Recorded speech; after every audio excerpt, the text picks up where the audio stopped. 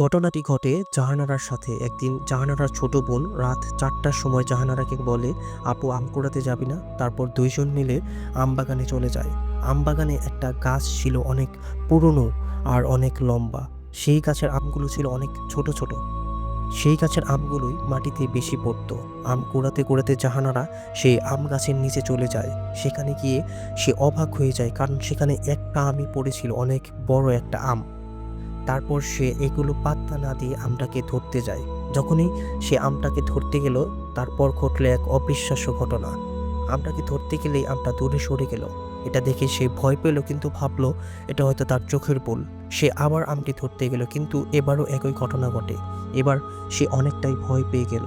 তারপর মনে কিছুটা সাহস জুগিয়ে আবার যখন সে আমটি ধরতে গেল, তখন আমটি একটা ভয়ঙ্কর আকৃতি ধারণ করলো।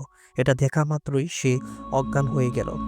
ঘটনাটি এখানে শেষ হলে ভালো হতো। এরপর যা ঘটল তা এক কথায় অবিশ্বাস্য। যখন আজানের শব্দে জাহানারার জ্ঞান ফিরে, তখন সে দেখে গাছটির নিচে সে পড়ে আছে। আশেপাশে কেউ নেই, এমনকি তার ছোট বোনও নেই। সে দ্রুত বাড়িতে ফিরে গিয়ে দেখে তার ছোট বোন তখনও ঘুমাচ্ছে। এটা দেখে সে আবার জ্ঞান হারিয়ে ফেলে।